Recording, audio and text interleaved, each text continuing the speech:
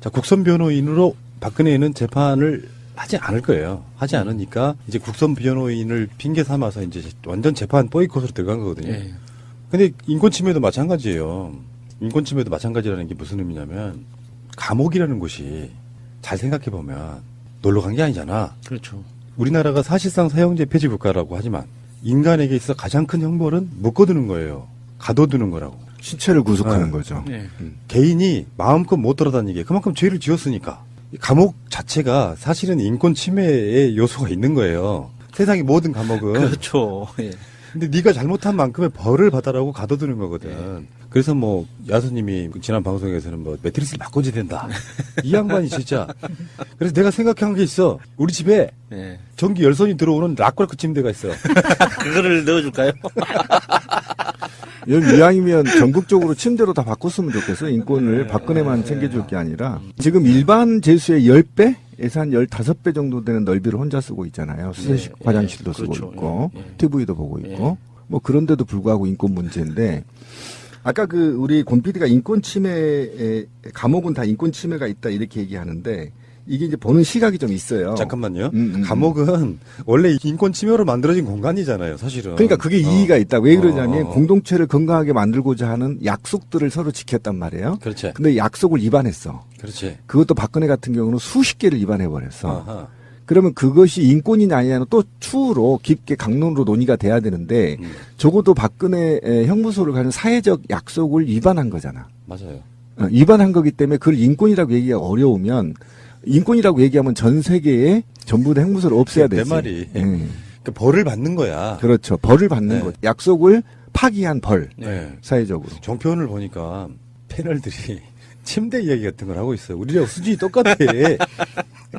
아우, 뿌듯한데요? 미국이 아마 스프링 침대를 사용할 거예요. 어. 네. 매트리스는 박근혜 씨만 쓰고 있다고 합니다. 그렇죠. 예. 바닥에 그냥 이불 깔고 자는 거예요. 네. 뭔 매트리스까지 쓰시면서. 예. 나는 저기도 열받겠어. 서울구치소 소장도 열받아. 일주일마다 한 번씩 특별면회해서 맛있는 것도 주고 그럴 거 아니야. 네. 근데 욕은 다 처먹잖아. 인권 뭔가 고문하고 있는 사람처럼. 고문하고 있는 것처럼 유엔에 가서는. 예, 예. 그런 이제 최순실이 이제 여기다 숟가락 하나 얹었어. 이제 언니인지 없는지 아유, 따라가서 지금 봐도 감방 생활이 힘들다. 얘도 놀러 간 줄 알아요. 제가 볼 땐 최순실은 대한민국에서 가장 좋은 구치소에 지금 수감되어 있는 걸로 알고 있는데. 가장 최신식이라고 예, 알려졌죠. 최신식으로. 근데 이거 궁금한 게 음. CCTV를 설치해서 보고 있다는 거잖아요. 예. 자기 말은 그래서 화장실도 지금 개방이 돼가지고 CCTV가 다 본 앞에서 일을 봐야 된다 이런 거잖아. 각도상 화장실 자체가 보이는 게 아니라, 그러니까 화장실에 앉았을 때는 머리 정도 보이는 그 정도 각도이지 않을까요? 그 구치장 안 가본 사람들은 알 텐데. 그냥 예. 경찰서 구치장만 가도요. 그 앉으면 화장실이 잠자는 바로 옆에 있어요. 예. 그래서 앉으면 가슴까지만 가리고 예. 나머지는 다 보여요. 예. 하고 이렇게 하는 게 예. 냄새도 그렇죠. 구치소 보면 위로 천장이 높거든요. 예. 그게 뭐냐면 이 냄새가 응가 냄새가 옆으로 가지 않고 위로 바로 올라가게끔 화장실 위를 이게 높게 해서 위로 올라가요. 예. 그러니까 그냥 구치소만 가도 일반 경찰서 예, 구치소만 예, 가도 1박 2일 우리 집회하다 잡혀가면 가잖아요. 거기만 가도 이렇게 가슴까지만 가려진 화장실에서 쓰거든요. 20인 공동 예, 예, 구치소에서. 예. 근데 형무소 같은 경우는 그 정도는 아니죠. 그렇죠?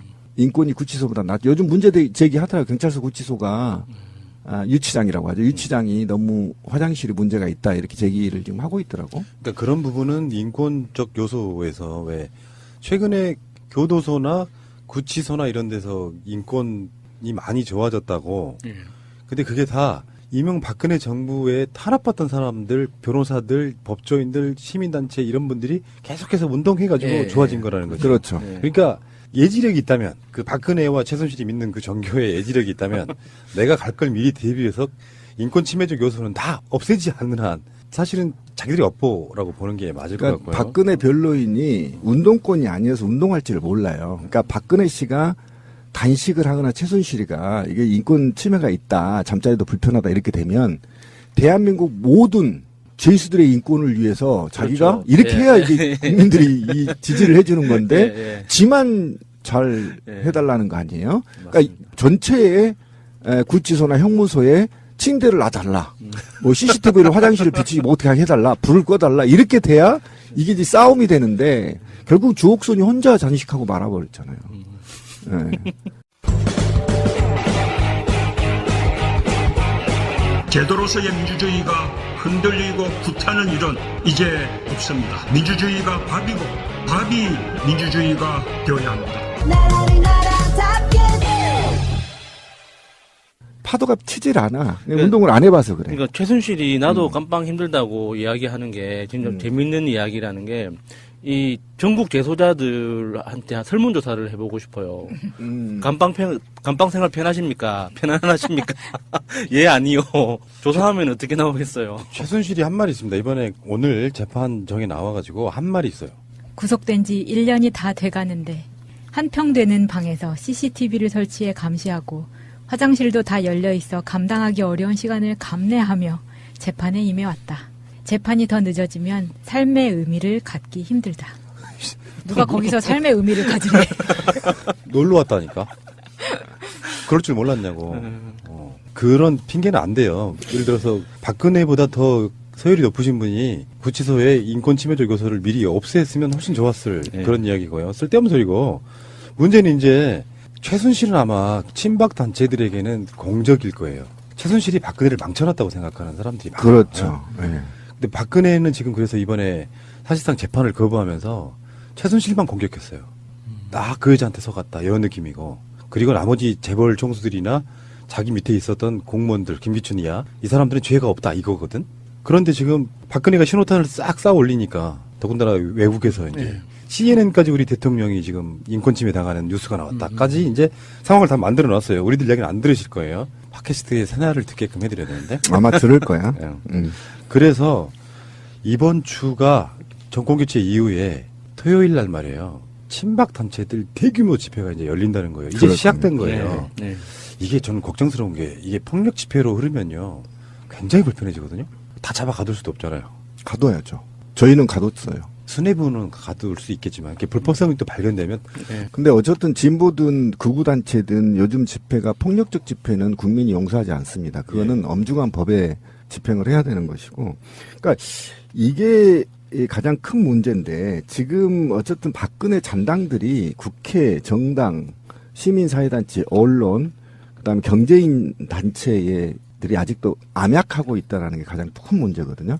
그러니까 인권 문제가 들어서자마자 국회에서는 김진태 까라, 조원진 까라, 국정감사장을 개파 만들어 버렸잖아요. 막 울먹이면서 우리 공주님이 지금 바닥에서 잠을 자고 있고 이렇다는 겁니다. 그리고 그것과 맞물려서 극우단체들이 동시에 단식에 들어가고, 그다음에 또 집회를 기획하고, 그다음에 온갖 그 역전에서 구명 서명을 펼치고 이렇단 말이죠. 그래서 저는 서울구치소장한테 충고를 좀 해주고 싶어요.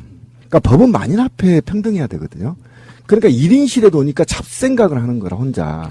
그 7인실에 일반 놓거나 20인실에 나서 저희들과 한테 커뮤니케이션도 하고 인생 사는 이야기도 하고 이러면서 사람이 변화되는 거거든요. 우리 일반 시민들은 이렇게 살았구나. 그동안 나는 독재자 아버지 만나서 제대로 편하게 살았구나. 이런 게 인생이구나. 라는 걸 배우면서 자신의 죄도 누이치게 될 수 있거든요. 그런데도 불구하고 독방에 혼자 있고 TV나 보고 사전이나 애우고 있으니까 이게 남들 사는 걸 어떻게 몰라서 자기 인권이 굉장히 침해됐다고 생각을 하고 있단 말이죠. 그래서 저는 구치소가 당장 1인실이나 또 특히 경제인들, 총수들 있죠. 총수들 다 그런 특별실을 사용하거든요. 그러니까 그러지 말고 일반실로 넣어라. 7인실로 넣으면 정신없어요. 이놈한테 터지고 저놈한테 터지다 보면. 그러다 보면 언제 인생을 생각할 길이 있겠어요. 인권이 어디 있습니까, 지금. 철학적 사유를 할 시간이 너무 많구나. 그렇죠. 너무 많은 거야, 사색이. 또 가을이잖아, 씨발. 구치소 뭐 단풍이 물들고 떨어지는데 얼마나 애롭겠어. 새가 날아든다는 여러분들의 하트를 먹고 삽니다. 잊지 않으셨죠? 에피소드 제목을 누르고 플레이가 되면 오른쪽 위에 하트를 꼭 눌러주세요. 오늘도 감사합니다. 더 많은 분들이 들을 수 있도록 하트 꼭 눌러주세요. 어떤 국민들도 상식선에서 생각해보면 박근혜가 좀 대통령으로서 말이 안 되는 짓을 했잖아요. 그럼에도 불구하고 이런 집회에 몇천 명이 모이고 그들은 그런 꿈을 꾸는 거예요. 지금 뭐 박근혜 전 대통령 무죄 석방 서명 운동본부 이런 게 있어요.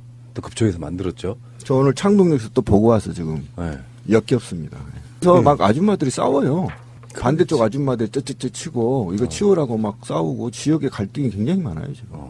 그런 식으로 국민적 정서와는 배치된 이걸 이제 하려고 제 생각은 그런 거예요. 이렇게 서로 간에 이렇게 뭔가를 시작하고 언론의 주목을 받고 재판 거부하고 인권 침해적 요소 이야기하고 거기에 또 시위하고 그러니까 이게 다시 법원으로 돌아오면 죄를 진 자가 확실시되는 예를 들어서 박근혜와 죄에 있어서의 상당히 밀접한 연관이 있는 이재용.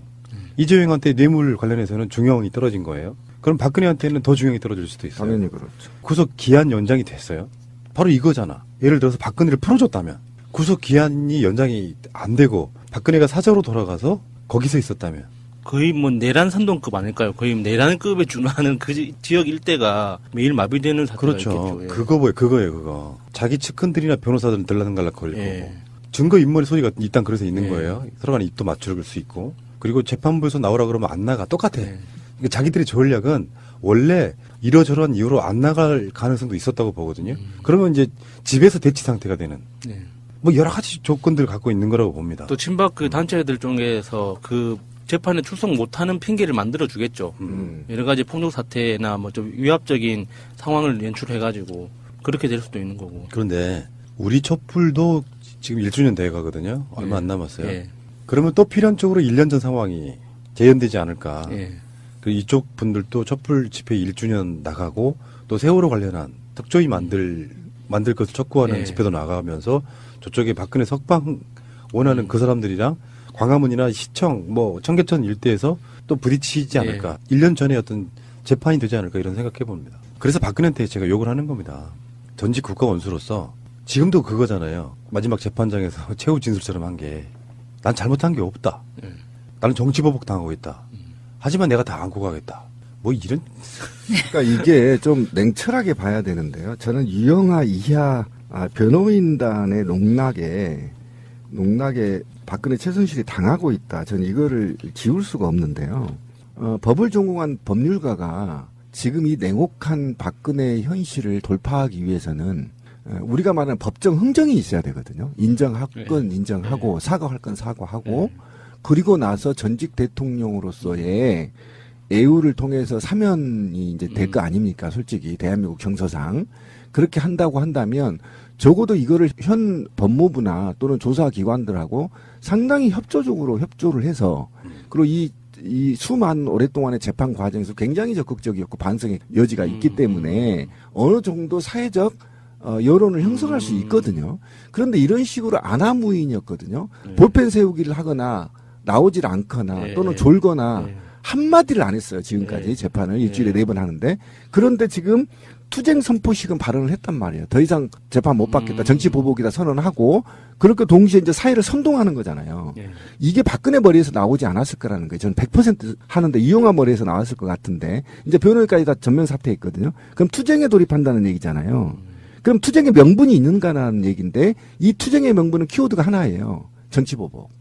그렇잖아요. 정치 보복 키워드를 뽑아냈는데 과연 지금 이명박 구속의 73.9%인가요? 국민들의? 이 정도의 지금 의식 수준이 올라간 상태란 말이에요. 근데 박근혜는 이미 끝났다고 생각하는 겁니다. 그건 사법 영역이라고 생각하는 거기 때문에 그리고 박근혜 같은 경우는 온갖 증거와 그다음에 폭로 문서와 증언들이 나와 있어서 팩트란 말이에요. 이거는 이 팩트면 헌법 유린 문제, 그러니까 헌법 영역이고 형사법 영역이란 말이에요.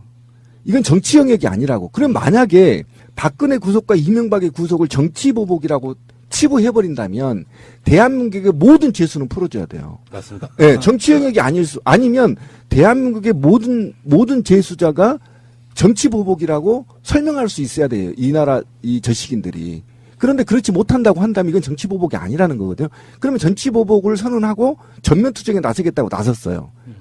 그럼 이게 성공할 것 같은데 저는 절대 성공 못합니다. 왜 그러냐면 과거의 박사모들은 수당을 받고 나왔기 때문에 지금은 핵심 정말 종교적 힘이나 또는 그 다른 어떠한 힘에 의해서 뭉쳐진 조직들은 많지가 않습니다. 그렇게 몇천 명 온다고요? 절대 그렇지 않습니다. 제가 두고 보십시오. 아무리 지금 친박이 16명에 핵박이 8명 아닙니까? 이게 총 동원하더라도 저는 3,000명 규모를 넘지 못할 거다. 왜 그러냐면 동원이나 이런 비용들이 이제는 투명하게 사용하지 그러니까 않으면 이게 몇천 명 집회가 가능은 하겠지만 이게 더 이상 확산되거나 확장되지는 안 않을 됩니다. 거예요. 예, 절대 안 예. 될 거고요. 누가 봐도 상식적으로 말이 안 되는 거기 때문에 정치 음. 보복이라는 게. 그리고 명분이 없잖아요. 일단 명분이 있어야 이게 싸울 수가 있는데 네. 지금 국민들은 있잖아요. 청와대가 검찰을 직접 지시하거나 강요한다고 보지 않습니다. 국민이. 그럼 이제 검찰이 스스로 개혁과 수사를 진행하겠다고 하고 국민들은 사실상 검찰의 미진한 수사 같은 경우에 대해서 굉장히 질타하고 있는 게 현실이거든요. 그러면 지금 국민들이 검찰을 청와대가 강요해서 수사를 하는 거냐? 그게 아니에요. 오히려 지금 검찰은 어떻게 하면 이 적폐 세력들하고 적폐 세력들의 수사를 축소할까 하고 있는 상황이어서 이건 뭐 국민들이 다 아는 상황인데 이걸 누가 동조하겠느냐. 오히려 청와대가 만약에 검찰을 컨트롤한다면 다 죽습니다. 제가 볼 땐. 지금 검찰 니네 알아서 한번 해봐라 하고 놔두니까 지금 이 정도지. 그렇지 않으면 지금 있잖아요. 이명박이 벌써 구속됐어요. 청와대 만약에 권력이 컨트롤한다면. 그러니까 노무현 정부처럼 문재인 정부도 삼권 분립을 철저하게 지켜주니까 원칙 세웠다는 거고 이것을 지금 문재인 대통령이 지금 지키고 있다란 말이에요. 그걸 국민이 알고 있어. 알고 있는데 무슨 정치보복이라 뭐 어떤 명분도 없는 거죠. 명분이 없기 때문에 네, 명분이 폭력 없어요. 사태로 갈 가능성이 굉장히 높은 거죠. 그거는 예. 내란 선동이죠. 바로 그거예요. 네, 그건 내란 선동이에요. 그러니까 지금 박근혜가 하고 있는 게 결과적으로 내란 선동하고 있는 거예요. 맞습니다. 그러니까 사법적 체계를 다 거부해버리는 그렇죠. 거잖아요. 법치를 거부해버린 거죠. 자기들이 그 자리에 있을 때는 가장 먼저 들이대는 게 법치잖아요. 예. 근데 그 법치가 정말 엿 같았어요. 도로교통법으로라도 어떻게든지 엮어가지고 구속시키고 막 온갖 난리를 쳤잖아요. 예. 관용이라는 것도 없었고 자기들이 유리할 때는 법치 그리고 자기들이 불리할 때는 법이 뭔 소용이 있어 지금. 사법부가 자기들을 탄압한다고 얘기하고 있고 감옥에서 나는 온돌빵 좋은데 아니, 온돌빵 좋지, 뜨뜻하고. 근데 저는 사법부도 화가 좀 나요. 그 다음에 서울구치소장도 이렇게 공격을 받았을 때 왜 성명서나 발표하지 못하는가. 저는 이게 지금 화가 나거든요. 그러면 구치소에서, 서울구치소도 엄청난 특실에서 지금 있는 거 아닙니까? 이 문제. 스위트룸. 예, 예. 스위트룸. 스위트룸. 그런데 지금, 그 다음에 법무부 산하 아닙니까, 구치소가? 그러면 뭐 법무부 장관이 뭐 멘트라도 나와야 되는 거 아닙니까? 지금 유엔에 제소까지 됐는 거 아닙니까? 예. 그것까지 아직 아니죠. 그렇죠. 예. 제소하겠다는 예, 거고, 예. CNN에 지금 뭐, 예, 예. 뭐 요즘 이제 해석이 제대로 나오는데 아마 비웃는 예. 조소식으로 나왔다고 해요. CNN이. 근데 국제적 망신을 지금 사고 있는 거 아닙니까? 대한민국이. 그러면 법무부하고 서울구치소가 저는 공개해야 된다고 봅니다. 우리가 CNN 보도를 너무 확대 해석해서 받아들이고 있는 것 같아요. 이렇게 그렇게 크게 신경 쓸 만한 건 아니거든요. CNN 메인 화면에 글로벌판에 정식으로 리포팅이 된 것도 아니고 아시아판에서 중에서도 작은 카테고리에 작게 올라간 기사인데 그걸 우리나라 조선일보 같은 데서 이렇게 끌어와가지고 지금 확대 재생산하고 있는 거예요. 예. 그래서 정식으로 그 CNN에서 그 취재해가지고 보도한 게 아니라 MH그룹에서 전달한 보도 자료를 받아서 그냥 단독 보도로 내준 것 뿐이거든요. 맞아요. 그러니까 자기들 견해도 없는 거예요. 자, 어쨌건 박근혜 씨가 이제 본격적으로 언론의 표현에 의하면 반격에 깃발을 네. 들었다 뭐 이렇게 표현하는데 그 모든 행위들은요 국민의 여론 갖고 가는 거거든요. 다 비웃어. 죄지었는데 뭘 니들 놀러 갔니? 인권침해? 특혜 받는다며. 이게 일반적인 여론이고. 재판 안 나와? 반성하지 않네. 더 등을 돌릴 수밖에 없고. 예. 그러니까 가장 딜레마는 사실은 홍준표입니다. 이게 막 엉클어졌어요 지금. 홍준표 입장에서는 친박을 청산해야 바른정당과 통합해서 뭔가 선거에라 조금이라도 한번 들이밀 텐데 박근혜가 안 도와주고 있고요.